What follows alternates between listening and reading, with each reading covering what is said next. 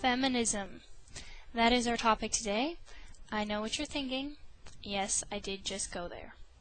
We're going to delve into part 1 of a video series that I hope to do on feminism, what it is, what the results have been, the consequences, the backlash, the male backlash, how it affects our families, our communities, our society as a whole, our entire country for that matter, and where it's coming from.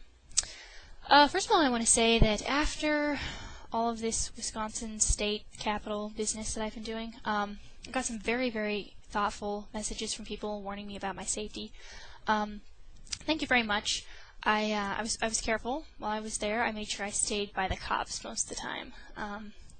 Although I don't know how much good it would have done me. I never know whose side they're on, but made sure no one was following me home.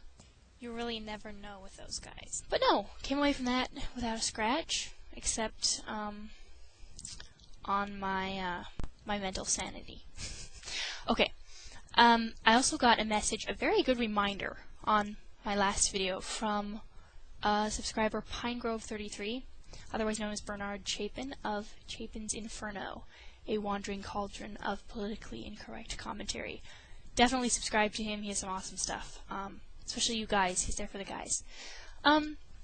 He said, I think you should say nothing to them as you can convince the left of zero. Isn't that the truth? We are in the market of persuading independents. Leftists are mental patients, not run-of-the-mill Democrats. Those freaks are leftist diehards, etc. So true. Good reminder because in this culture war, in this political war, there are battles being fought on many fronts at the exact same time, and we need to wisely pick our battles. So, thank you, sir, for that reminder. Alright, I saw a internet quote that goes, guys don't know how to treat girls anymore. I believe that's why the lesbian rate is going up. That's right, they don't know how to treat girls, and that's because everyone's telling them something different. Women themselves are giving them mixed signals. I would say that guys and girls don't know how to treat each other anymore. And there are many reasons for that. Is there anything guys don't get blamed for these days? Seriously, everything. Women's issues, family issues, national issues, it doesn't matter what it is, it's always men. Damn those male chauvinist pigs. I mean, really? Of all the cross-sections of society to blame these days for our problems, people act as if women haven't been liberated yet. As Phyllis Schlafly says, women are the most privileged creatures to ever walk the face of the earth. In this country, at least. I want to start off by jumping on the social bandwagon and saying, I'm offended. I am. It seems like the thing to be is offended by something these days. Everything's offensive to someone, isn't it? You know, in the age of tolerance, everyone is more offended than ever. Personally, I'm offended by the term empowerment. It implies that I am lacking something on my own. I'm not good enough the way God made me. I don't need the National Organization for Women to tell me that I'm of worth as a human being. I don't need them. I don't need feminists to make me feel decent about myself, to boost my confidence. I don't need a successful career even to feel fulfilled as a woman. Alright, I want to read an interesting comment that someone posted in response to a comment that I posted on someone else's video titled, Feminists Beat Me Up on the Internet. Funny and good and sad video, but it was a rant by a blogger who was commentating on some of the comments he got on his blog. At any rate, I commented on his video and said, thanks for what you're doing, good job, voiced my disapproval of feminism. Some woman commented on my comment, and she says, and I quote, "You're disgusting. One of those insecure women who is lacking in some regard, be it looks, intelligence, or otherwise, and so clings to the hope that you can be one of the guys by claiming to share the opinion of the most idiotic guys. I say only the most idiotic because most men I have met are feminists. They do believe that women are not lesser than men, which is all feminism is, obviously." Is that so? Well, you know, my first reaction would have been to be indignant because of just the stupidity of that statement, but honestly, I feel sorry for this woman. She actually believes that feminism is about the belief that women are not lesser than men, which is not what it is. If it ever was about that, it's not anymore. So she needs to get educated. Second, one of those insecure women who's lacking in some regard, I am many things, and insecure is not one of them. In fact, I would say that I often err on the other side. If anything, I'm too egotistical. I'm sorry, but no one who knows me would ever label me insecure. I'm not bragging, I'm just saying that as a matter of fact. Looks, intelligence, or otherwise, I know I'm not the hottest chick on the planet by a long shot, nor do I have a PhD, but I haven't, I don't normally get criticism for my looks or my lack of intelligence. So, coming from someone who doesn't even know me, I just find it amusing. By the way, I understand the crowd that she's referring to when she talks about the women who are lacking in some regard and so hope to be one of the guys by siding with them against feminism. I know those types, I'm familiar with those types. They're the same kind of girl who will pretend to be, or who will act lesbian with her female friends because she thinks the guys find it hot.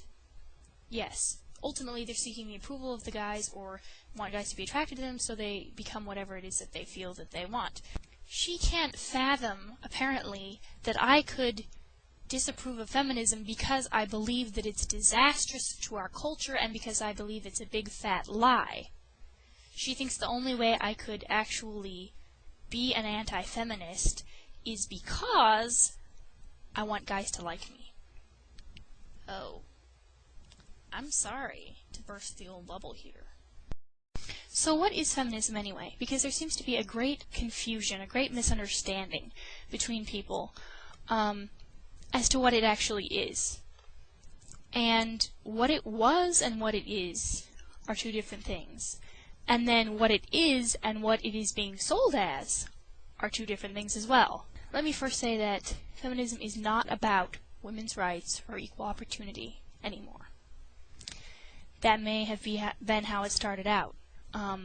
Yes, women weren't allowed to vote once upon a time. Feminism is now merely a tool of the liberal, read socialist, agenda.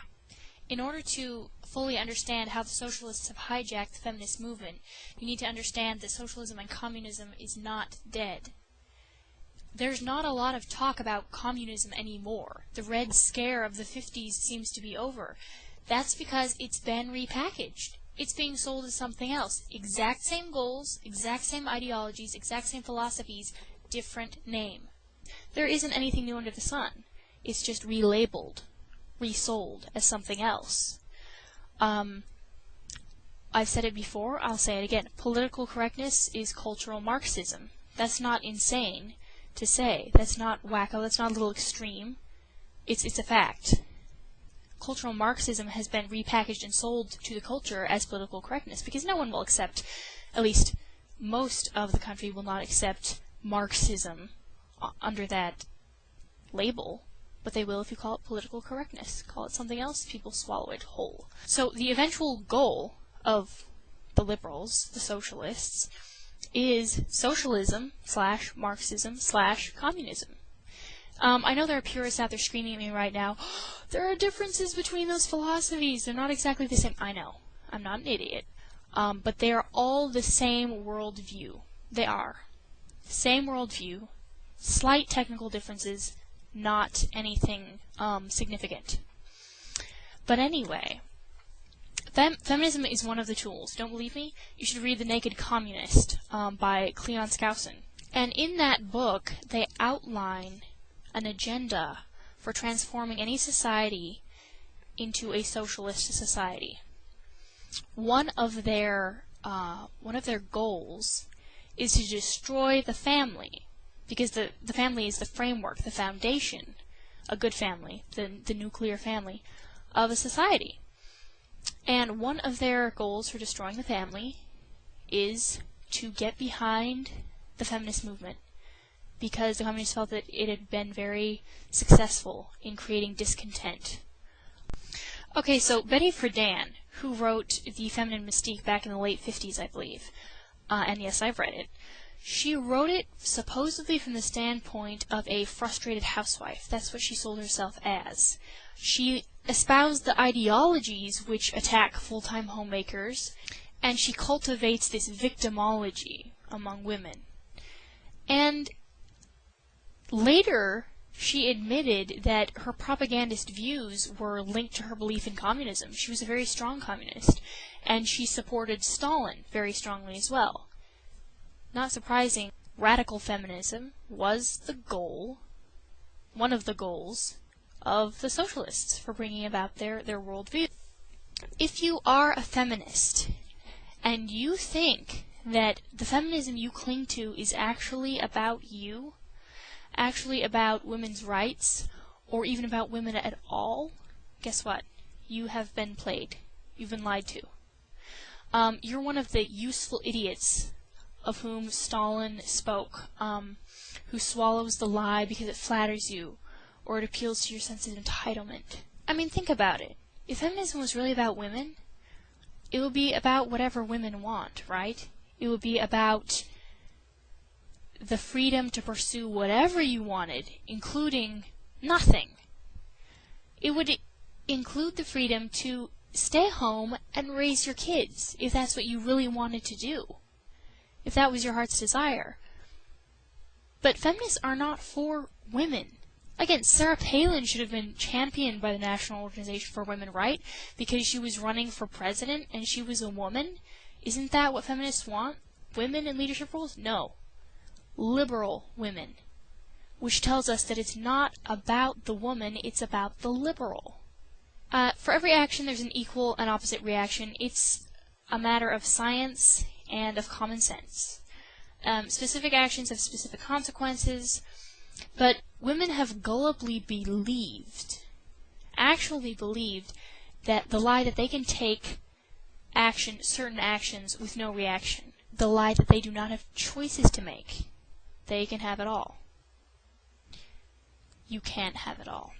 Women actually think that they can have everything they want, when they want it, and men are supposed to know what and when that is. Feminists want to be totally independent except when they're feeling dependent. And if men don't then step up and allow themselves to be depended on at said time, then they're insensitive jerks. Women want to act unlovable but be loved. To let it all hang out, but how dare men notice? Actually, they'd better notice, but not too much, because that makes them creeps. See what I'm saying? Women want to be fully self-reliant, headstrong, in need of nothing, especially not men, of course, yet they also want to be fought for and pursued and protected and cherished. And ultimately, what women want, what feminists want, radical feminists, is to be able to act like men and be treated like women. There's a scene in The Dukes of Hazzard, the new movie, where Daisy Duke, when she's working as a waitress, some guy is ogling her chest area, and she says, "Best be looking at my name tag, friend." When he then makes a comment about her very obvious boobage, she punches him and kicks him over. To me, that epitomizes feminism more than anything. I'm gonna be who I want to be, which is unfeminine, unladylike, but you're gonna treat me like a lady. I'm gonna dress in a manner that makes you think that I'm a hooker, but I expect you to treat me like I'm a respectable person. Am I the only one who thinks this is insane? Today I'm just trying to help define feminism. There's a lot that I missed, a lot that will probably come out in my following videos, but I really wanted to get this up. Thank you again for watching, and I look forward to the hailstorm of angry comments. Feminism Part 2, The Death of Distinction. Hi, I'm Christiana, and I'm back with another installment in our series on feminism. Today, I want to talk about the death of the differences between the genders. And I think it's absolutely detrimental to society. It's detrimental to our culture. Completely destroys the relationships between men and women, whether it be friendships or relationships, marriage. It just destroys the way we relate to each other. It affects everything. Feminists make the grave mistake of thinking that equality is synonymous with sameness. Let me say that again. Feminists define equality as sameness. They wouldn't officially define it that way. That's how they view it. That's messed up. I'm sorry, but it is. I say men and women are equal, but different. Meaning of equal worth, of equal value, but different roles. When I say that to feminists, and I made the mistake of saying this, standing up and saying it in a current events class of mine, my senior year of high school, I got lambasted for the statement, and I was told that saying men and women are equal but different is the same as saying separate but equal, as was the catchphrase back in the days of segregation between blacks and whites. Equal but different makes total sense. If you look at everything around us, anything can be used as an example. I like to use the example of a camshaft and a crankshaft. Both absolutely necessary to make the thing run, but completely different. Different roles, they're doing different things. The camshaft doesn't whine because it can't be a crankshaft, and vice versa. No one looks down on one and says, well, that can't do the job of the other one, so it's inferior. No, they're both necessary. They both complement each other, but they're completely different. You can look at it in terms of reproduction, too. In order to make a baby, you need an egg and you need a sperm. And they're completely different, and their roles are different. They're not doing the same thing. Both necessary. Without the one, without the other, there's going to be no baby. I recently heard a feminist remark that she was admitting that men and women are different, and she said, and I guess we probably maybe have different wiring too, mental wiring probably as well. Are you serious? We are completely different. Mentally, physically, all of it. I'm reading a book right now called The Decline of Men by Guy Garcia. And he talks about how the differences between men and women are so pronounced that it almost renders them a different species, if you want to look at it that way. The goal of the feminist movement and of society in general these days is to make men and women interchangeable. Take away the differences. It doesn't matter who stays at home and raises the kids. It doesn't matter who is the breadwinner. It doesn't matter who fights the wars. It doesn't matter who nurtures the babies. It can be either one. That, my friends, is perversity. It flies in the face of the way we were created. It flies in the face of nature. And we're seeing the consequences of it. People should be able to see the consequences, but no. They attribute it to everything but the actual cause.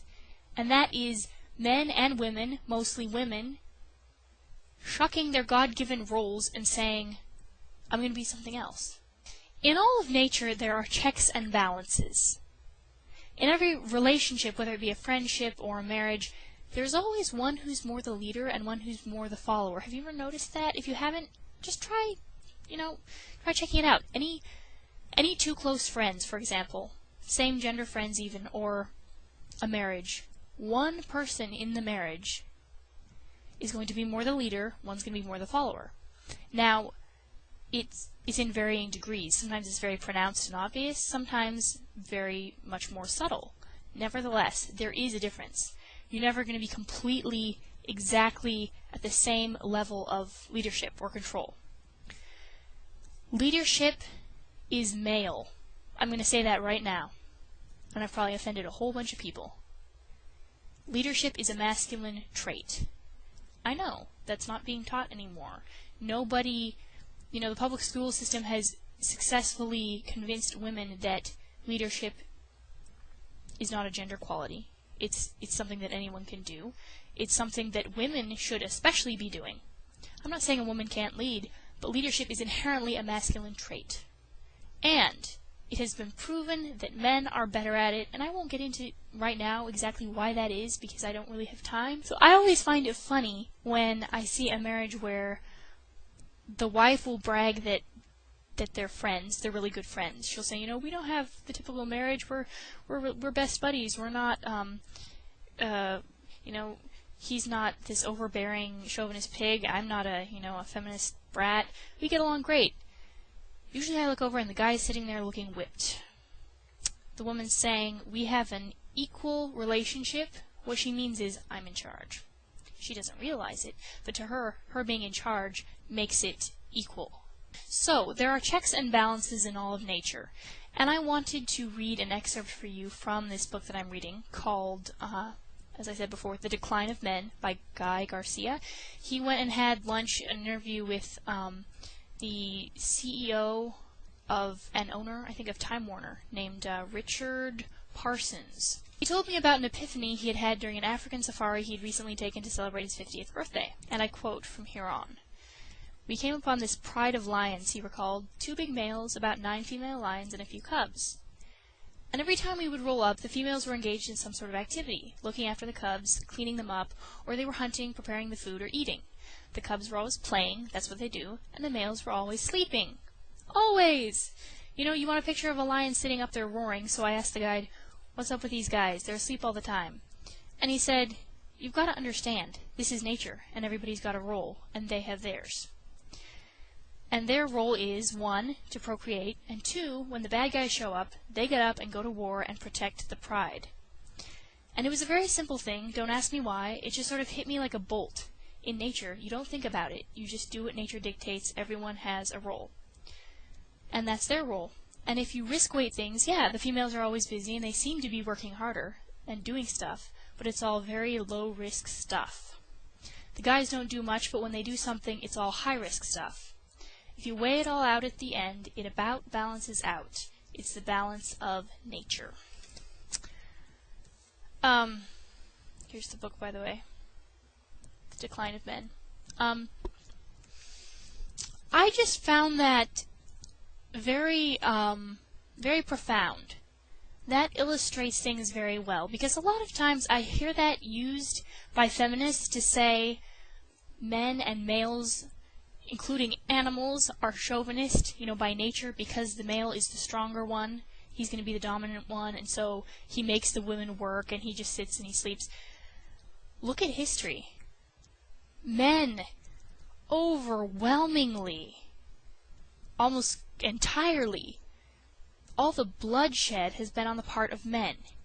Men are the ones who have sacrificed, historically, their lives, their fortunes, their sacred honor. Everything that has ever been risked that was worth something was usually by men.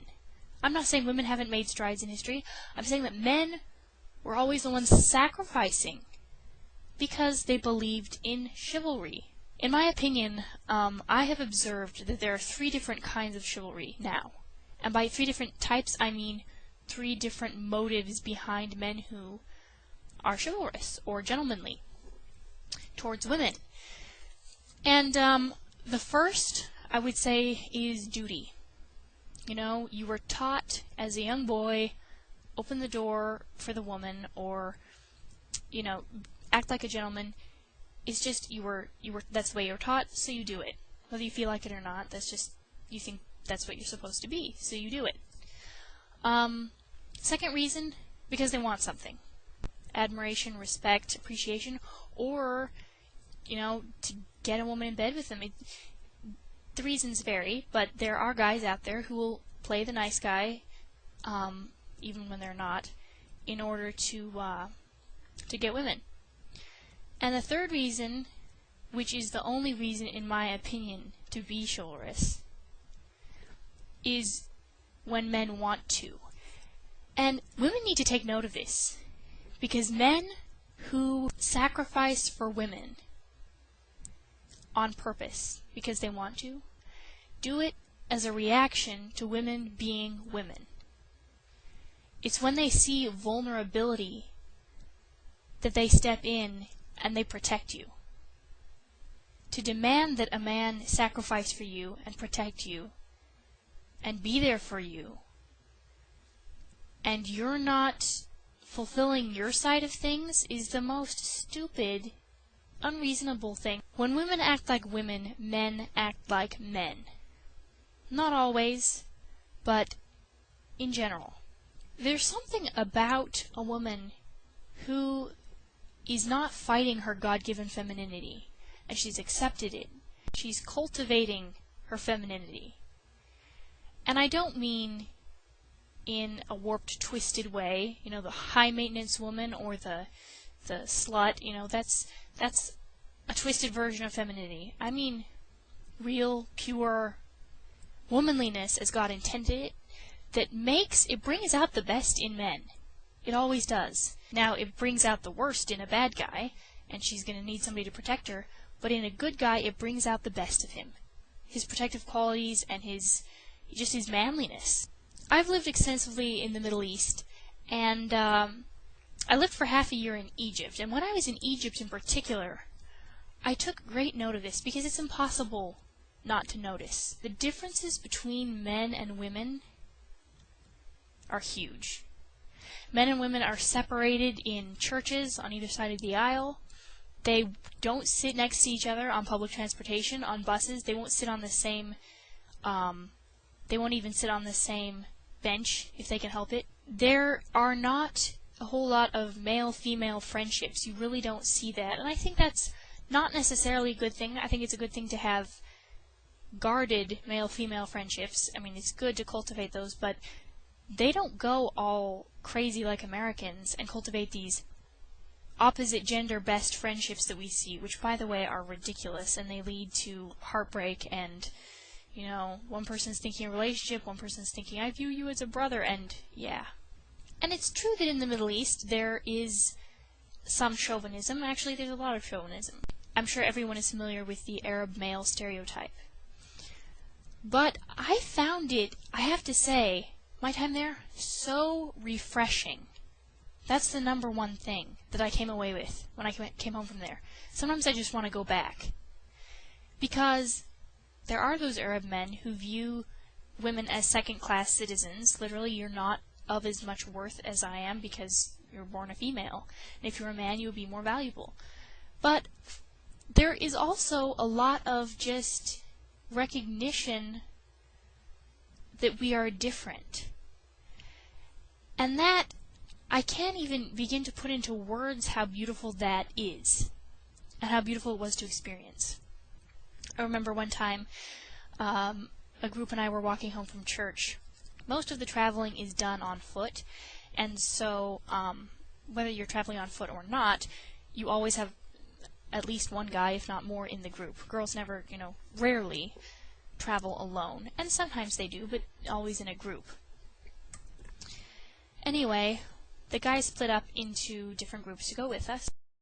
As usual on the streets of Egypt, the guys on the streets began heckling us and harassing us and, you know, yelling out propositions and such. Became very, very accustomed to it when I was there. But what touched me then and for a long time afterward, and even now when I think about it, was that when that happened, the guys in our group, the guys in our group were on the verge of brawling in the street. They were so angry. And it wasn't out of a sense of chivalrous duty. It was because we were women, and we were being harassed, and they felt like protecting us. As simple as that. Despite all the supposed drawbacks and disadvantages of a patriarchal society, one thing I can say is that I never had to explain myself or apologize for being a woman and acting like a woman, because they understood it, and they didn't just understand it, they expected it. In America, there is this huge loss of respect between the sexes. No more an appreciation of each other. There's no more a need for each other. We're being told that we can both do the same job just as well as the other. Okay, why is there any point in being a man or a woman, after all?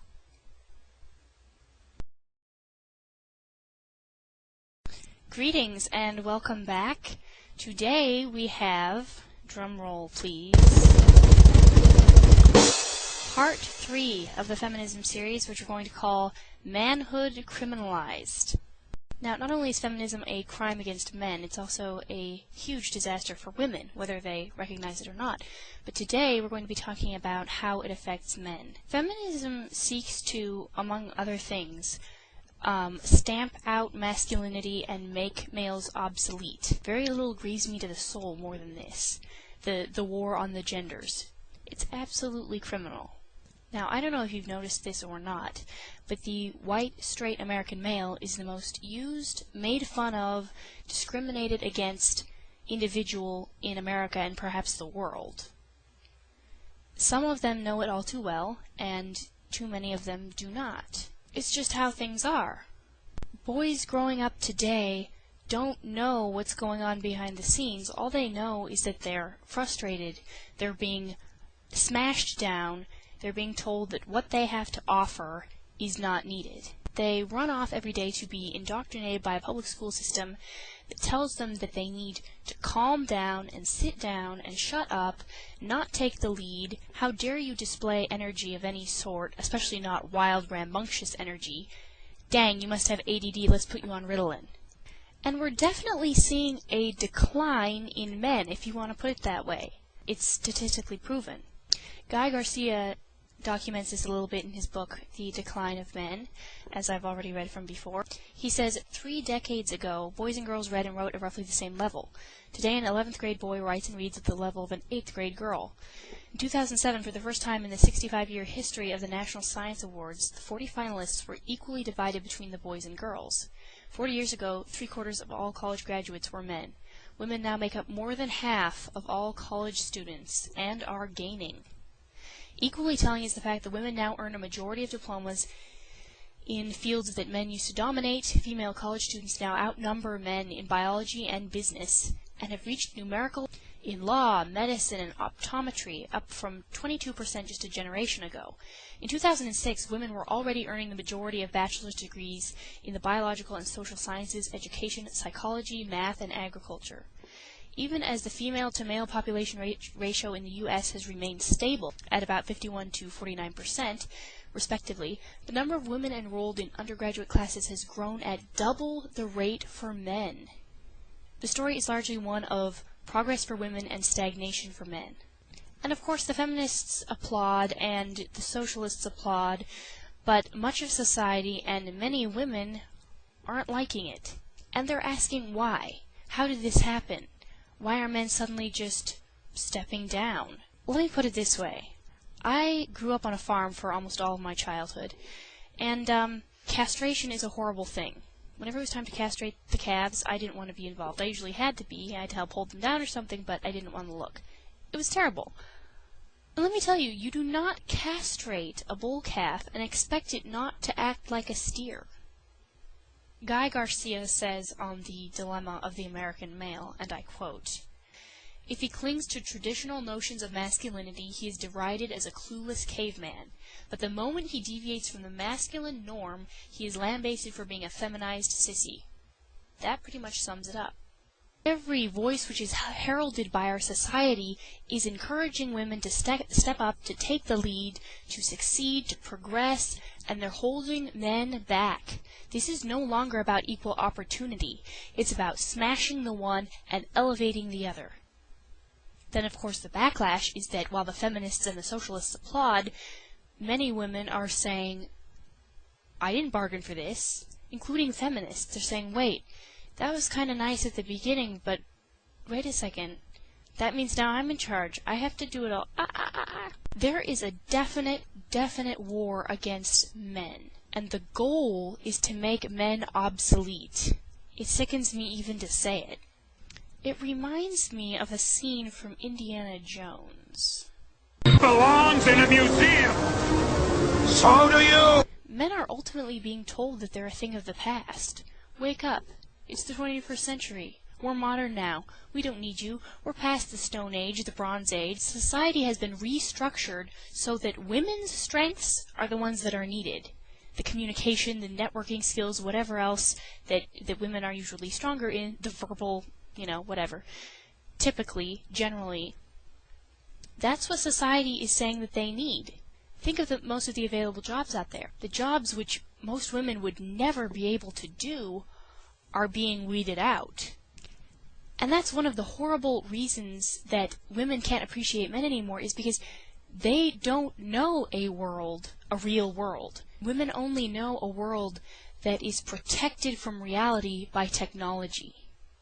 Think about it. If everything that technology helps women with was to go down, if we were to return to the days of settling the frontier, women would all of a sudden realize, oh my goodness, we need men. Isn't that selfish? Now, I think my farm upbringing helped me to appreciate this a little bit more, because when you live out in the middle of nowhere, and you live off of the land, and you work for everything that you eat, and everything that you earn, and you're working with your bare hands, everything by the sweat of your brow, that is a man's world. So yeah, the goal is to make men obsolete. I got a comment on my Feminism Part 2 video from YouTube user Hands-On Communication. He says, "Thanks for this. I've also noticed that to varying degrees men are largely becoming obsolete, which is going to have a very adverse effect on society, if not already. I would definitely say already. We have done away with male role models in the elementary school system. Fathers get routinely screwed over in custody cases, and thanks to ye olde sperm bank, women can make a conscious decision to render fathers obsolete too. Indeed, a woman needs a man like a fish needs a bicycle." My dad was a student of military history, and as a strapping young man, he decided to go the military route, thinking that the military of the early 80s was, at least at its core, the same as it used to be, as it always has been. He thought it was the one way to escape from the deathly clutches of feminism and into the last bastion of hope, where being a male was actually appreciated, indeed necessary and essential, rather than demonized. He discovered how wrong that was in Army ROTC. He quickly discovered that even in the military, which is supposed to be about defending the country, which is supposed to need strength, they didn't want it. They didn't want strength, they didn't want courage, they didn't want bravado. They mocked him for being a hero. Women were assigned the leadership positions in the graduation parade. They were always helping and elevating and pushing the women forward, all the while telling people via the media that the women were succeeding excellently.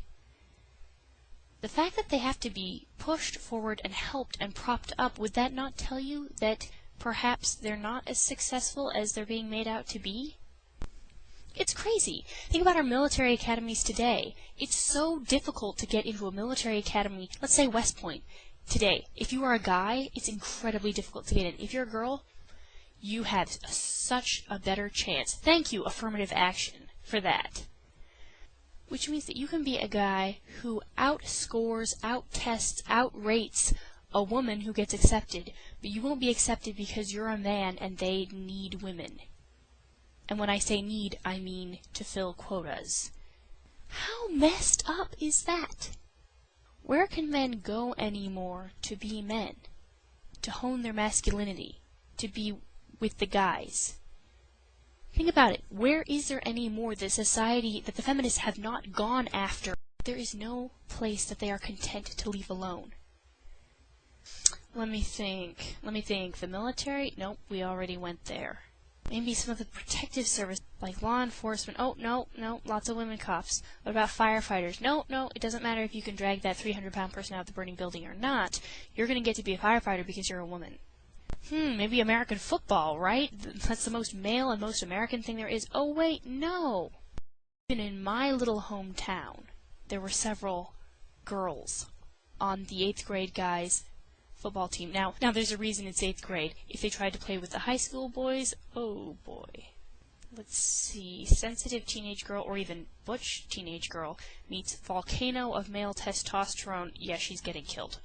Feminists are these clutching, clawing, grabbing, selfish little things, big things, which aren't content to let men have anything to themselves, or even to share anything with men. It's like, oh my goodness, there's an area where women haven't stuck their sticky little fingers. Let's go there and mess it up. All the time I hear girls and women complain about men and their video game obsession. You know, what is it about video games? You're sitting there and you're moving your fingers and nothing else, and You're playing a game that isn't real, right? That's what they say. And he can do it for hours on end. Did anyone ever think that maybe it's because that's the one place they're allowed to go, they're allowed to be a man, they're allowed to fight, they're allowed to succeed without the interference of women? And not really so much anymore. And it's pathetic that men have been regulated to that. This doesn't really go with the flow here, but I often hear feminists say that men can be feminists too, or I know a lot of men who are feminists, and that always chaps my hide because, duh, of course they're feminists. The public schools have them from infancy, practically.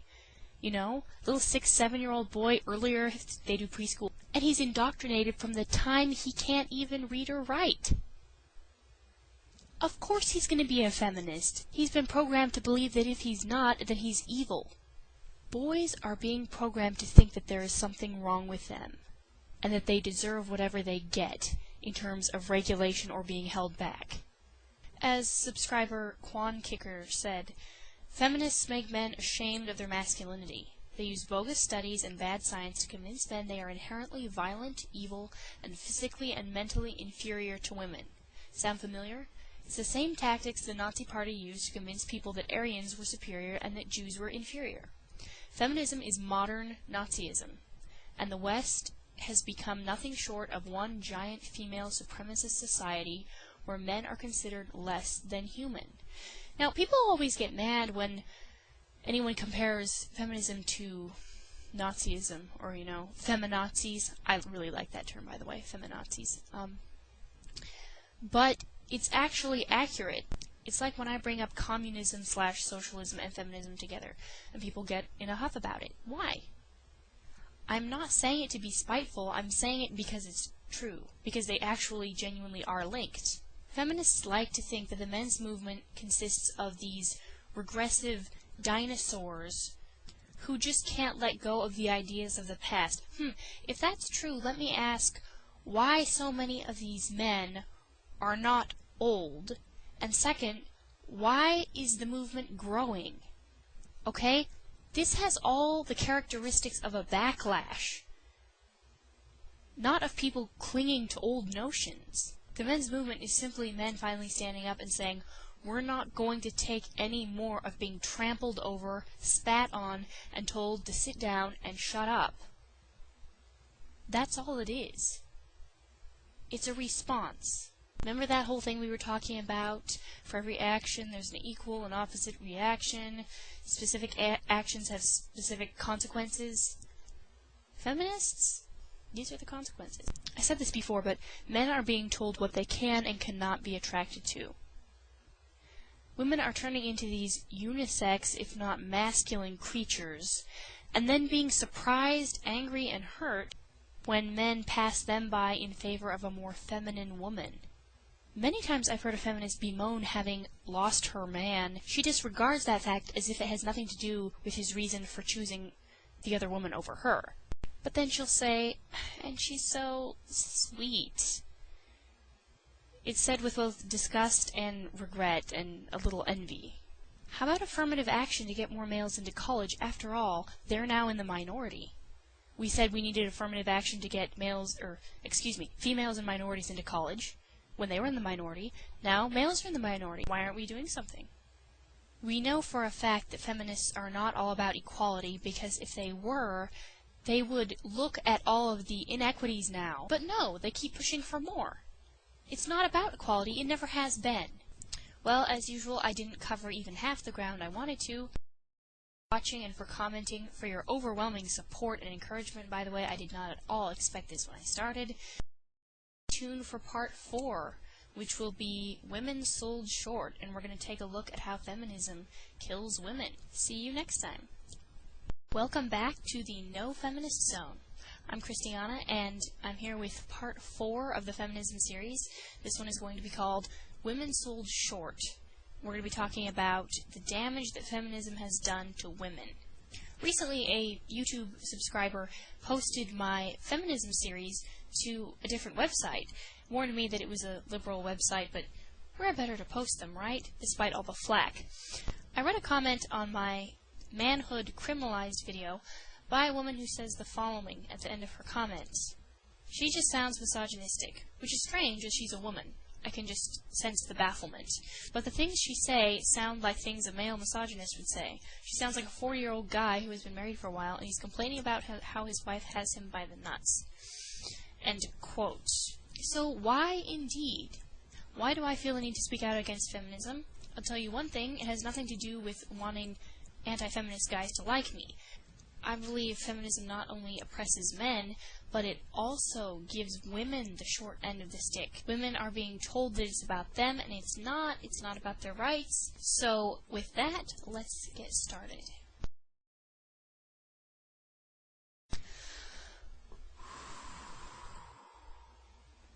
That song gives me chills. Still. And long before Bonnie Tyler sang about needing a hero, women have needed heroes. Deep down, women want real men, and men do not allow them to tell you anything different. Sure, we love the modern male. We love him in the same way that we love a puppy or a baby. Women are starting to look around and say, where are the real men? Where are the William Wallaces? What happened? And it's really heartbreaking, this whole war on the genders. It's like watching something die, it gets sicker and sicker and weaker until finally it dies, or is bled out, as one person commented on a video of mine. Now, first of all, feminism attacks women who want to make a choice other than the career choice. When I was 18 and brand new to Facebook, an acquaintance of mine who worked with me in Civil Air Patrol, which is the auxiliary of the Air Force, added me on Facebook.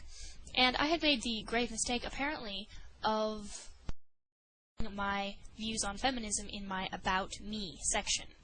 This girl copied, pasted, and posted my views on feminism onto the wall of a mutual acquaintance of ours, and then commented on it, "Can you believe this? How effing pathetic.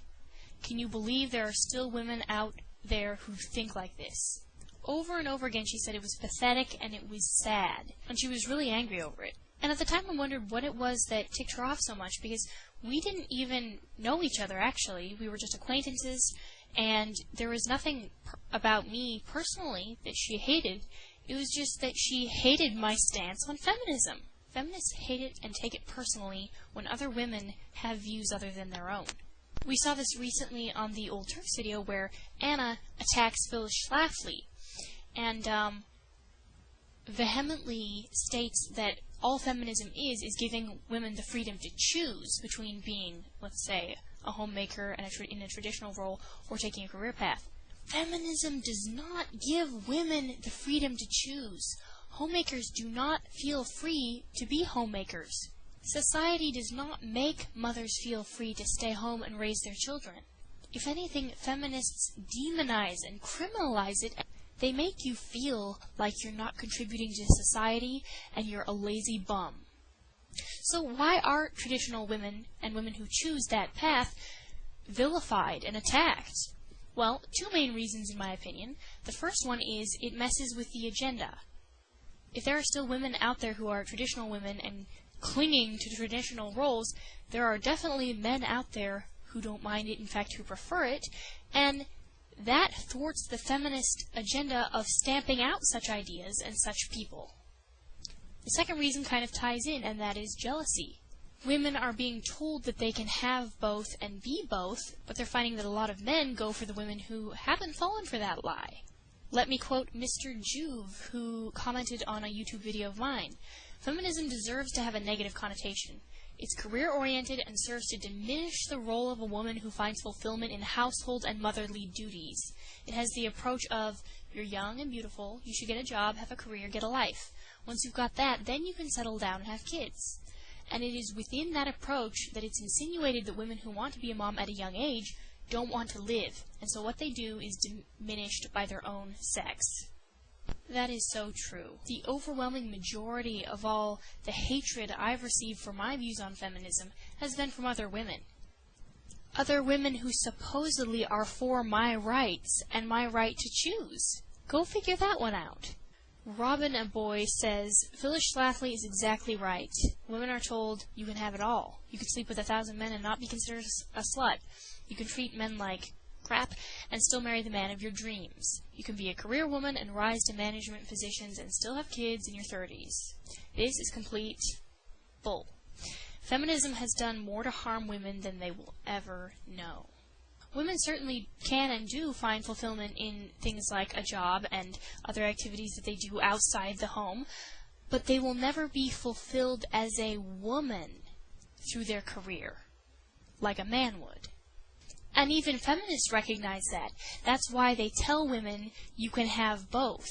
You can have the family life and the career. But it's not true. You cannot successfully have both. Of course, everyone defines success differently, don't they? And man, the backlash. I recently read a comment on a YouTube video of a man who said, "I will never marry an American woman!" ! And who can blame him? But it certainly doesn't bode well for those American women who are but a few good apples in a barrel of rotten ones. Men wisely decide that fishing through all the rotting stink isn't worth it, and they're finding another barrel. For you men watching, women love strong men, and don't let any woman tell you otherwise. Because there are those who will.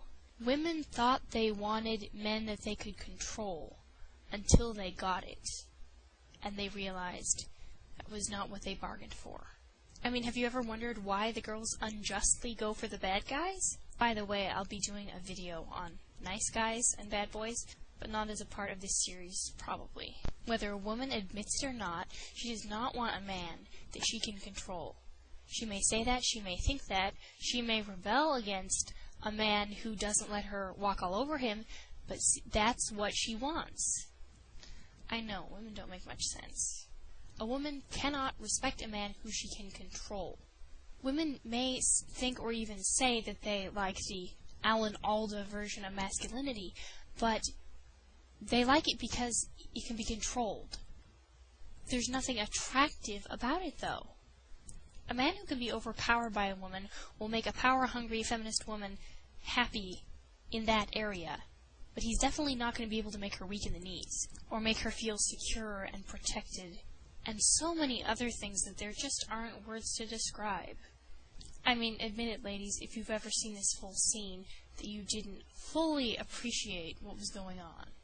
You make it so difficult sometimes. I do, I really do. You could be a little nicer, though. Come on, admit it, sometimes you think I'm all right.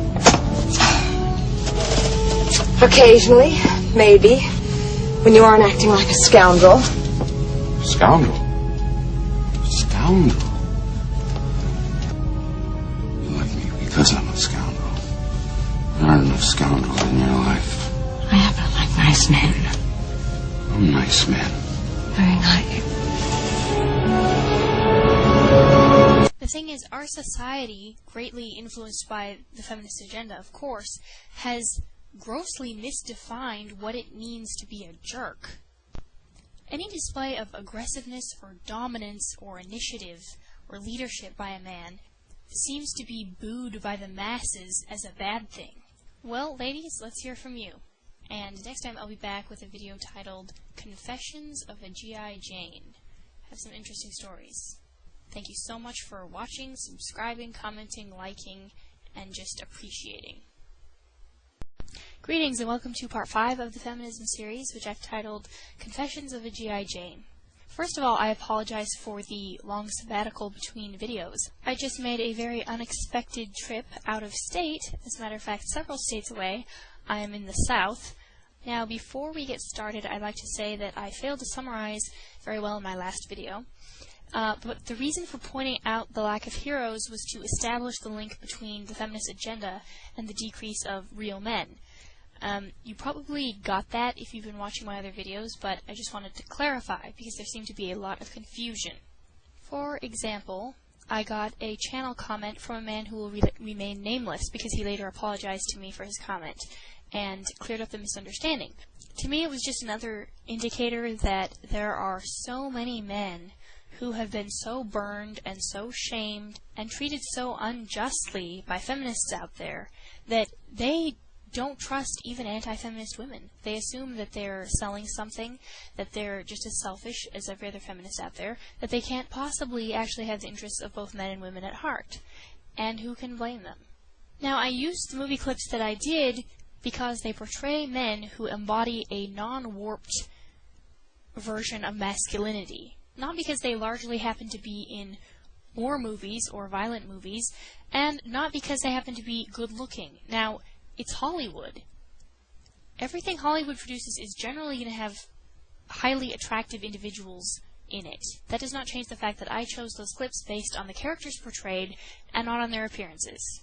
Anyway, through all of the flack, I have developed a great affinity for the remove button on YouTube. With a single click, I can delete a foul and offensive post, and I also have an even greater appreciation for all those who come out in support of women and men who oppose feminism, and the support that you've shown me has been absolutely overwhelming. I can't even tell you how much it means, and I try to get back to as many people as I possibly can, but sometimes life gets in the way, and I don't always have the time that I would like to respond. Just know that I do see everything that you post, and I do appreciate it immensely. Now on to today's video, Confessions of a G.I. Jane. This is completely unscripted, unplanned, no notes. I just wanted to share with you some personal experiences with feminism in certain jobs I went into which I expected to be in the minority and, if anything, discriminated against, and found it quite to the opposite. That because I was in the minority, I was esteemed and upheld and actually given unfair advantages and privileges for being a woman. You're probably wondering about the G.I. Jane title. No, I was never in the Army. I was and am, however, in the Civil Air Patrol, which is the official auxiliary of the United States Air Force, which is a very fancy-sounding title, but ultimately we are not, quote, real military. We do not deploy. We are not combat trained. We really do search and rescue. 95% of all inland search and rescue missions in the country are performed by Civil Air Patrol. We carry out Air Force-assigned search and rescue missions. We have a cadet program which trains youth in military customs and courtesies, drill, marching, PT, the physical side of things, aerospace education, a lot of that. No, we're not like the Boy Scouts. Nothing against them. Now, I joined Civil Air Patrol at the age of 16. Growing up, I had heard about the military a lot, and I was raised with an emphasis on character more than almost anything else. I really wanted to serve my country, and ultimately I wanted an outlet for that character. I wanted to do something that actually needed it, where it would count for something, where it would actually help people. And despite everything that I'm going to say in this video, don't get me wrong, Civil Air Patrol is great, it is a great mission, and it's good for young people, so you should really check it out. However, my time in Civil Air Patrol merely served to confirm what I had been taught about feminism and what I had observed elsewhere. I had gone in with feminism not on my mind whatsoever, and very quickly realized that it was alive and well there. Girls weren't merely given the opportunity to succeed. It became very apparent to me very quickly that it was important and good that women achieve. They didn't really care about the guys as much. A male and a female could be promoted to the same rank, and the female is the one who would get the attention, because she was a girl, because it was novel, because she was supposed to, because it was cool, because it was politically correct, because it furthered the feminist agenda, because of whatever reason on which you might want to speculate. And this bothered me because it was clearly a little demeaning to the guys, but also because it was humiliating to me. I started to wonder, how badly would I have to fail before I was recognized as failing? Now, for the record, I was a very good cadet. I loved my job, and I succeeded, which I applied myself to. I promoted through and to the cadet officer ranks very quickly. I enjoyed learning and taking tests and doing my job, and a lot of the badges and achievements and promotions and such were objective rather than subjective, so I knew it wasn't that I was being promoted because I was a female. But there were some which were subjective, and that always caused me to wonder. And even when it came to promotions, I started to take a look at the physical fitness tests. As the auxiliary of the Air Force, and wearing the Air Force uniform as we do and such, our PT tests kind of followed the Air Force's grading system. So it involved push-ups, sit-ups, sit and reach, a shuttle run, which is a sprint, basically, and then also a timed mile run. I know, 1 mile.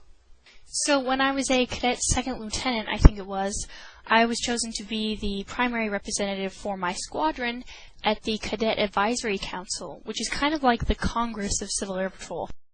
The regulations and run the cadet program, create policy. During that time, I took a close look at the PT standards. And it wasn't the fact that the male and the female standards were different that shocked me. Anyone with common sense would recognize that males are almost always going to outperform females physically. Very physically different. Thus, the standards were different. And I didn't tackle that specifically. It wasn't the difference that bothered me. It was the enormous gap of difference between the requirements. The requirements changed based on your age, the promotion you were going for, and your gender. And I was looking at one particular phase for one particular promotion. A male of a certain age had to run a mile in, I think it was just under 7 minutes or just over 7 minutes. Let's say 7-something. And a female of the same age had to run it in 10-something. 10 plus. Now, first of all, I can walk a mile in 10-something minutes. But second, that kind of a difference isn't taking male and female differences simply into account. It's giving the females an enormous edge on the males. Let's put it a different way. There isn't a female out there, or at least in Civil Air Patrol, or so I hope, who couldn't run the mile, or perhaps even walk it, in 10-something minutes. But there are plenty of males who were failing the 7-something standard. Not because the males were more out of shape either. That was the other thing. There were plenty of overweight females who were passing and promoting.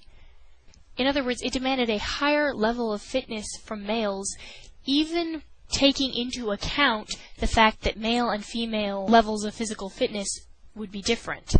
Okay, I had to play with the settings there for a minute. As the sun goes down, I'm losing my light. So, at the next Cadet Advisory Council meeting, I asked them to table that issue. Female PT standards. That's actually how it read on the agenda. Female PT standards. And I brought to bear all the incriminating evidence and was met with the typical comeback, which is that females are anatomically different, no kidding, and thus they need more of an edge in order to promote. Keep in mind that I wasn't even tackling the fact that the standards were different here. I was not arguing that females should have the same standards as males, although it could be argued that if the males need to be at that standard in order to do a certain jobs, then should not the females also? But here I was just saying, let's look at how grossly different these are. The fact is, I said, we're giving females an advantage over the males. We're promoting plenty of incompetent and physically out-of-shape females, and denying promotion to plenty of males who would easily pass the female standards, and in fact, would almost pass their own. And I was met with the most ridiculous feedback. I got absolutely pummeled from all sides. There were very few who supported me. A few guys saw the logic of what I was saying, but didn't really speak up. There was one female in particular, and it's funny because she's now at the Air Force Academy. She's the one who used the females are anatomically different than males excuse. And I said, yeah, I understand, but look. I mean, seriously, a 3-minute difference on a mile, if you are a runner, you would know is enormous. It's astonishing. I was told, well, this is based off of Air Force PT standards / the Presidential Fitness Challenge. And I made the argument that, well, that's nice, but if the Presidential Fitness Challenge causes us to unfairly give an advantage to females and disadvantage males, we need to take another look at it. We don't accept the status quo because it is the status quo. Since when do we accept how things are for the sake of how things are? And finally, they tried flattering me and saying, well, not all women are as physically fit as you, and not everybody is a marathon runner, which I was not at that time, by the way. I later did run an extreme trail marathon, but at that time wasn't into long-distance running at all. And that was perhaps the first time that I felt the fires of indignation absolutely welling up inside of me. As I saw these people, chuckling to themselves and passing it off as a, well, you're just really physically fit. That really irritated me because they were using every trick in the book to excuse this female supremacy doctrine. And it was like the emperor who wore no clothes. For all of my insisting and for all the evidence I brought out, and all the logic, all the facts, all the statistics, none of it mattered to them. And they pitched it out the window and pitched me off of the agenda without a single supporting document except perhaps the Presidential Fitness Challenge, and told me never to bring it up again. Apparently it would have been too much work. Well, yeah, sometimes revolution is a lot of work. Sometimes the truth isn't fun to hear. Sometimes it's not simple to implement. That doesn't make it any less the truth. That incident really helped to open my eyes to the reality of the evils of feminism. And suddenly I started to see things I hadn't really seen before. Every time I would, earn a promotion, every time I would earn an award, I would scoop up honor flight or, the honors at an encampment, at training. It was immediately a big thing. I had many officers tell me I was the poster child of Civil Air Patrol, that I had it all, that I was the model cadet. And while I was good at what I did and passionate about what I did, I couldn't help but feel that a lot of it did have to do with the fact that I was a female, because I knew guys who were succeeding as much as I was, and not getting quite the same amount of recognition. The other thing about Civil Air Patrol, and especially the cadet program, was its emphasis on leadership. And women were pushed to lead so much more than the guys, in my opinion. But I cannot count the number of instances where I saw women pushed forward and guys held back. It wasn't enough for women to do their part. It wasn't enough for women to contribute. They had to be out in the lead. They had to be running the show. And there were all too many guys who were completely fine with that. Again, if you hear a lie long enough, it starts to become truth in your mind. I'm no longer a cadet in Civil Air Patrol, by the way, but I am an officer. I'm the public affairs officer for my squadron. So I write news articles and take pictures and ultimately make Civil Air Patrol look good, ironically enough. Now, one of my reasons in sharing all this was to simply share my experiences with feminism, but another reason is because a lot of the flack I've gotten from feminists has been shot at me with the assumption and sometimes even the statement that I'm old-fashioned, I must not have any independence whatsoever, I must not have a personality, I must not have a mind of my own. Well, clearly, come on, I'm doing videos on feminism on YouTube. That I neither want nor am capable of living a life outside the home and of raising children, and that ultimately my opinion is rooted in me being naive and in whatever I've been taught. Those who know me and know some of my adventures would know that none of that could be further from the truth. I have held jobs that the majority of women will never hold, in areas which women do not ordinarily occupy. I've proven myself to be capable, and sometimes even more capable than the men I have worked with. More than that, I have witnessed discrimination against plenty of men who should have passed me up, and didn't, not because their own lack of ambition or their own lack of capability or leadership, but because the system and the agenda was holding them back. People also like to believe that it's different in the military, and it is not. In fact, it's become quite the hotbed of feminism. A large number, and perhaps the majority of my friends, I would say, are in the military, and the stories I hear from them are appalling. Guys and girls alike. The push for women to succeed and the consequent lowering of the standards has ultimately resulted in the question, gender equality or combat effectiveness, which God do we serve? And America has clearly made her choice. And the next video, part 6, which will be next to last in this series, will be focusing on the backlash of feminism. Thanks for your support and your graciousness. Continue to speak out against feminism and to think freely without the aid of social programming. This is Christiana saying good night and God bless you. Greetings to you on this fine Monday evening. It's been a very long day for me, as I'm sure it has been for most of you as well. Thanks to all of you who have put up with my indignance over the last couple of videos, and thank you for your comments, whether they were supportive, negative, or in complete contempt of what I was saying. It's free speech in action, and I think that's a beautiful thing. Quick clarification before we get started. When I say truth, I mean truth either as I know it to be sometimes, or in some cases just as I best understand it. So it's there for you to take or leave. I do not claim to have a monopoly on truth. Sorry if that sounded arrogant in the last video. So finally back to the feminism topic. It's been a while, but in part 1, if you'll recall, we defined feminism, what it means, what it really means today. In part 2, we talked about the differences, the death of distinction between the genders, and how it's happening. In parts 3 and 4, we talked about women sold short and manhood criminalized, how feminism has affected men and women individually, as individuals. In this video, we're going to be talking about how it affects society as a whole, so the bigger picture. And of course, part 5 was Confessions of a G.I. Jane, in which I shared some personal experiences with double standards. Alright, I hear from a lot of people who approach the topic of feminism from the viewpoint of feminism at its core is not a bad thing. It was intended as a good thing, but there are some who radicalize it. And I've always been very tempted to take this stance myself. You know, that it can be a necessary and a good thing, but there are some who take it and they run with it, and it's corrupted and poisoned. But I can't say that I believe that. From everything that I have studied so far, from just the observations I've made, the little living that I have done, my observation is that it's the other way around. Feminism at its core, what it really means today, it's a radical concept, because the majority of actual feminists, active feminists, who know what they believe and why, and work to promote the feminist agenda, are radical ones. Radical meaning that they're not pro-family, they don't really believe in freedom of choice for women because they aren't okay with the idea of a woman staying home if she wants to and raising her children, and sometimes secretly and often not so secretly, anti-male. So what are some of the results of the feminist agenda being carried out in this country and in the Western world? I don't know about you, but when I look around I see mass confusion. And men and women, it seems to me, don't really know what it is to be their gender.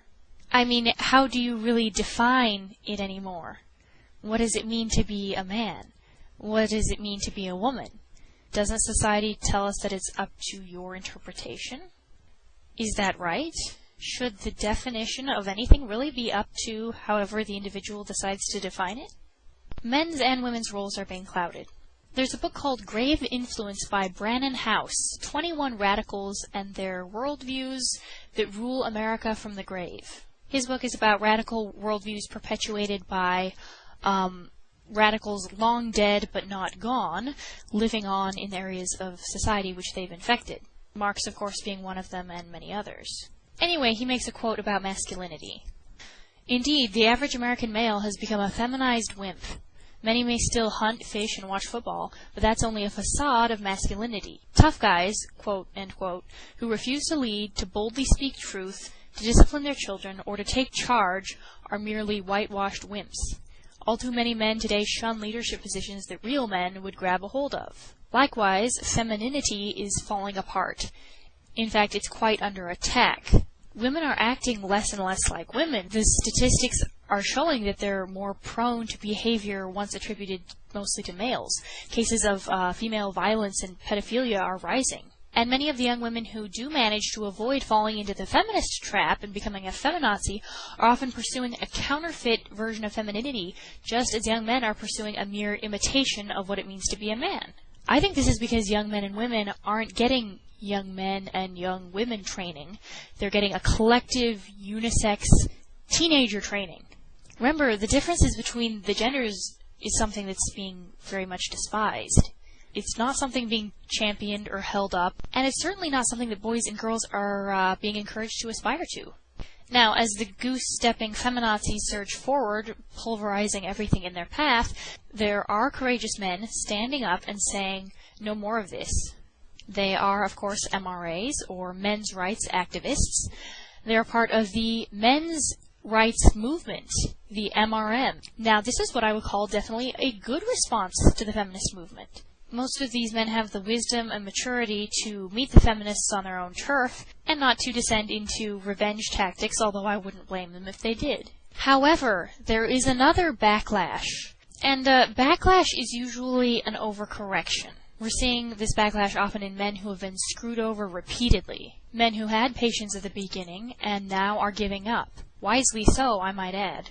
But the men who do this often go too far. And first I want to say that I don't blame them for doing so. It's justified, it's justice. But women, you do not want this. Backlash is often an overcorrection, and many men are overcorrecting.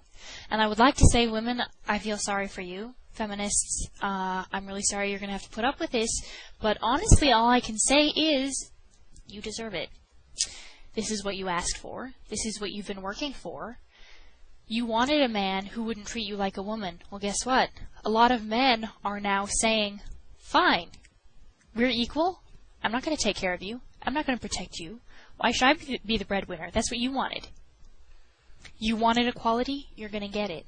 That means no protection, no chivalry. See, just as John Adams said that our Constitution was made for a moral and religious people and is wholly inadequate to the governance of any other, so chivalry was made for femininity and does not work in relation to anything else. So women are wondering where all the chivalrous men have gone. Well, they're pitching their chivalry because you've pitched your femininity. You can't have one and not the other. A lot of men have been embittered. They are the results, they are the product of the feminist movement, of the feminist agenda implemented. Screwed over in custody cases, held back when they tried to achieve, told they're of no special value to our society whatsoever, and made out to be idiotic, incompetent buffoons. So who can blame them when they say, I'm going to go my own way? When they say, we don't need women. I mean, come on, you women said that you didn't need men. And I don't know about you, but to me it's really painful to watch the destruction of these gender differences. I'd like to say to men, hang on, hang in there. Not all women are like that. You'll find a good one. They're out there. Don't write all women off as insane. Don't stop being a gentleman. But I can't. Hello, feminists out there. This is a warning. It's already started to happen, and it's only going to get worse. Maybe it was fun telling men that you didn't need them back when you knew that they were still going to be there if it turns out you did need them. Now they're calling your bluff. I'm just saying, provoking someone can't go on forever. You can only tickle the sleeping giant so long before he wakes up. Did you think it just wasn't going to happen? Well, I'll elaborate further sometime when I'm not falling asleep. Next video, which is going to be called What Now, and the last in our feminism series, is going to talk about exactly that. Here's where we are. We're at a crisis point. Now what? What should we then do? What should women do? What should men do? How do we get this thing back on track if we can? By the way, I don't think we ever will. That's not a reason not to try. Oh, and by the way, the Nice Guys versus Bad Boys video, which I'm very much looking forward to making, is probably not going to be a part of the feminism series because it's going to be too long. It's not going to be a series in and of itself, but I really hope to go out and actually, interview some people and take some fun polls, and I really hope to go in depth with that one. So it should be a really fun and hopefully insightful look at that topic. Again, thank you for watching. Wish I could have been more thorough. Really, really, really appreciate your support and even your criticism, because it really actually helps me to stay on track. And I learn a lot from everybody who comments, negative and positive. Oh, and a quick question, if I could. When you comment, please add your own opinion on how feminism has impacted the Western world for the worse. Big picture-wise, how has it affected us? Thank you so much, and see you soon. It is Monday, new week, fresh start, all that jazz. The title of this video, of course you already saw it, but is What Now? So what now? Where do we go from here? We've already talked about feminism, obviously its ill effects on society, the many ways in which it is flawed. Things are, we know what the status quo is. The question is, what do we do now? Is there anything to be done? And that's the focus of this video. The Man Who Fell to Earth. I really don't want to stay on this topic any longer than necessary, but I got a lot of comments and personal messages from some of you saying, you shouldn't respond to this guy, he's a troll, he's wrong, he's just trying to provoke a response out of you. And I do understand that. First of all, I wanted to forgive the guy, and I wanted him to know that that's the way I felt about it. I wanted to use him to prove some of my points. Namely, the fact that feminists are not pro-women. Feminists are the real misogynists in a strange, twisted sort of way, if you want to look at it that way. He kind of proved this in his video. So I don't necessarily intend to make responses to irrational people a habit, but if I see an opportunity, I'm bound to take it, and this is one of them. So, thanks a bunch for your responses as well. And to anyone else out there who may find my views on feminism nauseating or terrifying, to you I say this. You can't handle the truth! A few things before I get started. I wanted to tell you all about the book The Flip Side of Feminism. I don't know if you can see it there. But anyway, I just received this from my dad for my birthday. It's actually my birthday today. And he knew that I had really wanted the book, and I read excerpts from it, and it's just outstanding. It's by Suzanne Venker and Phyllis Schlafly, who is an amazing woman. It's amazing what she's put up with and the kind of example and role model she is for all women everywhere. But it's called The Flip Side of Feminism, What Conservative Women Know and Men Can't Say, meaning what men aren't allowed to say. I wanted to read two semi-random letters of feedback that I received, one in the positive and one in the negative. One is from a man who says, "Wow, as a man who grew up with two sisters and an extremely feminist mother who spent all the years after my father's death, he died when I was 7, telling me how much of a waste of space men were. It is a pleasure to see someone who talks so much sense. I live in Scotland, which is one of the more old-school countries in the world, but more and more we are seeing this. We're seeing a whole mess of men and women whose genders are being eroded in the name of God knows what. You put more sense into your words than I've seen in a long time. Thanks for the words of hope." And it's for men like this, as well as all women everywhere, that I speak out against feminism. I really have to look no further than my own father and my own brothers to feel a great deal of grievous injustice over the kind of world that they have to live in. And certainly the stories that I hear and male acquaintances of mine only prove the point. Next message is actually a channel comment from someone who calls himself Carl Smith 00.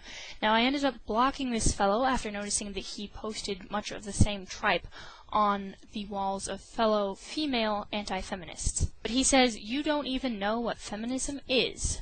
Where is your solidarity?" Okay, beware, because when people start using the word solidarity, they're probably into the Marxist doctrine. He says, "Do you like voting?" Yes, I love voting, and I do it faithfully because I have the opportunity. But if we lived in a time when the man of the house cast the vote for the household, you wouldn't see me pitching a hissy fit. Do you like the fact that you have access to birth control? Ha! Well, considering the fact that the first man I sleep with will be the man that I marry, no, I can't say that I have any use for birth control right now. Oh, how radical! It's unhealthy. It's wrong to suppress those desires. Maybe you just have no sex drive. When you finally do get married, you're going to be sexually retarded. No, I actually have reason to believe that it works the other way. And when you seek pleasure everywhere, you find it nowhere. He says, "What is wrong with you?" Well, there are many things wrong with me, but I don't think that my stance on feminism is one of them. You're one of those women who has to pretend to hate feminism in order to get guys to like you. I'm not going to go after that one again. Probably nothing but daddy issues. See, the funny thing is, there is no man on earth who I respect and admire more than my father, and to whom I am closer. He is the man, and I try never to let him forget it.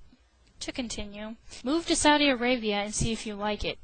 Hilarious thing again there, I have lived in the Middle East, buddy, and actually I found it really refreshing. You have no place online. Every idiot has a place online, so if they're going to put their opinions out there, I'm going to put mine out as well. Thank you. Practice what you preach, otherwise you're just a hypocrite. If anyone would like to point out to me any way in which I'm a hypocrite, I genuinely, sincerely want to hear it. In my last video, Backlash, in talking about the response of men to feminism, I forgot to mention one major thing that I'm seeing more and more of. And in fact, when I first joined YouTube, I saw a YouTube channel by a guy whose channel name was Wisdom Through Logic. And he was talking about his bad experiences with the Western woman, specifically American women. He finally came to the conclusion that the West has nothing to offer men as far as women, relationships, marriage. And he wanted to get married. I remember in one of his episodes, one of his videos, he held up a passport and said, "Guys, basically, this is your ticket to sanity." to a decent woman who will respect you. Turns out he did just that. He moved out of the country, married a foreigner, and now has, I think, a couple children, or at least one, and is very, very happy with his marriage. So I'm incredibly happy for him. I'm also incredibly sad that he had to resort to that. It's truly pitiful. It's a shame, but, I can't blame him at all. I've actually gotten several messages from guys asking, do you think it would be a lack of morals for me to go outside the country, to marry a foreigner, and ditch the Western woman? And I say no, absolutely not. It's really too bad. As an American woman, I think it's a shame that guys have to look outside this box, this feminist box. But if that's where we are, if that's reality, then there you go. I do hope, however, that women will start waking up to the lie that is feminism, and that you guys who also realize that the emperor is wearing no clothes will get the kind of woman that you deserve. So what now? I'm declaring a code blue if it has not already been said, and a code blue is a hospital code for a patient which requires immediate resuscitation, usually due to, let's say, a cardiac arrest. They're in dire straits, in a desperate situation, and that's where we are. That's where Western society is when it comes to feminism. It's time to take off the gloves. It's time to come out swinging. I'm not going to, take the completely Ann Coulter approach. I don't believe in insults, and I don't believe in too many generalizations or demonizing and ostracizing the other side. I believe in, instead, convincing them, if it's at all possible. If not, then too bad. But we do what we can, and we do it diplomatically. There are, however, moments for rage, and you've certainly seen me displaying those. Aside from activism and obviously standing up, speaking out against the lie, I think that the biggest voice is the simplest one that you use every day. There's a saying that goes, preach the gospel always, use words when necessary. Obviously that's in relation to Christianity, the gospel. But I think it applies here as well. What you do, the way you live, the way you act, speaks a lot louder than what you say. For the women out there embracing your femininity, for the men out there embracing your masculinity, that speaks more in this androgynous, unisex world than all the debating ever could sometimes. To women I say the following. Examine yourselves. Watch your attitude. Start asking yourself a very important question, and that is, why? The next time you're tempted to male bash right along with your female friends, ask yourself why you're doing it. Ask yourself what you are accomplishing, aside from making yourself feel better, and not really that.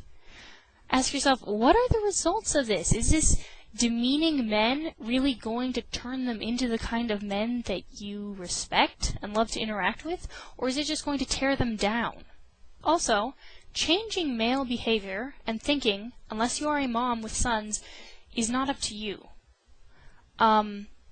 You are, however, influential as women. Men will react to the way you act. The way you think, the way you dress, they all affect men. Whether it's for the better or for the worse is up to you. Something as simple and supposedly unimportant as how you dress. This is just an example.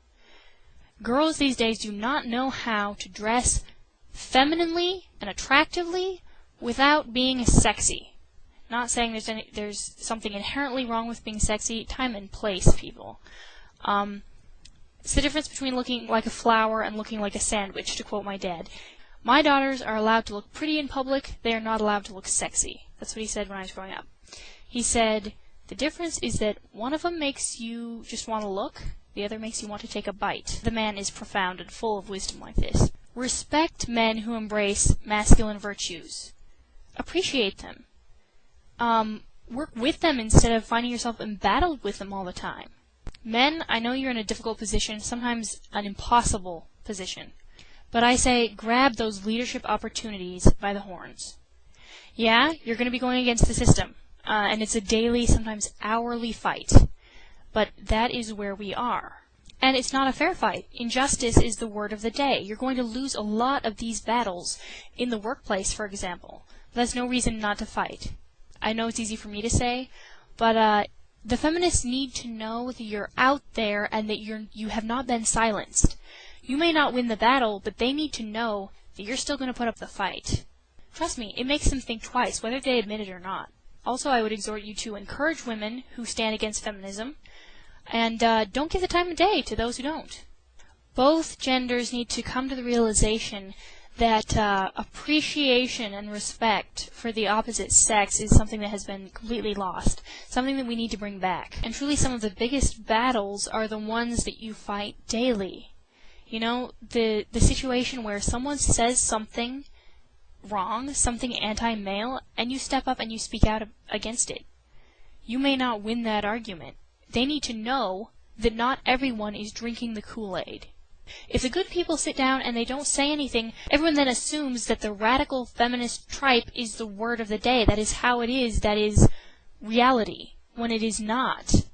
As Abraham Lincoln said, to sin by silence when they should protest makes cowards of the best of men. And women for that matter. But the point of this is to encourage those of you who have been fighting the good fight to continue on, and those of you who have sat by in apathy to stand up and let your voice be counted.